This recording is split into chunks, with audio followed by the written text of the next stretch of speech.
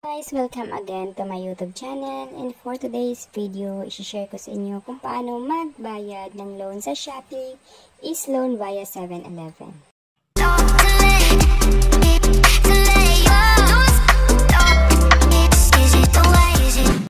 Paano nga ba magbayad ng Shopee is loan via 7-Eleven? Una, syempre i-open nyo lang ang inyong Shopee application. Then, i-click lang natin itong Me. Ayan. Then, kung nakikita nyo, nandito na tayo sa aking pinaka-dashboard ng Shopee.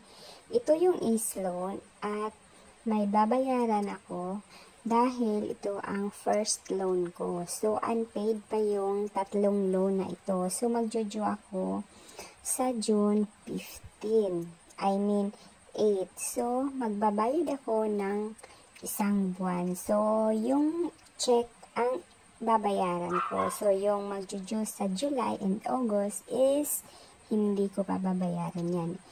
I-check mo lang yan. Then, i-click itong Payment Center e-wallet. At dito mo makikita ang 7-Eleven click.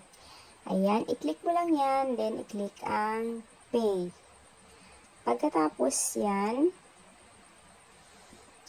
i-enter mo lang dito ang inyong email. Dahil kailangan niyang i-enter dito at i-click ulit ang pay. Then, as you can see, ito yung babayaran natin. Then, i-screenshot mo lang to guys. Para ito yung ipapakita nyo doon sa cashier ng 7-Eleven. So, ganun lang siya kasimple guys. So, pwede na kayo magbayad any 7-Eleven na malapit sa inyong lugar.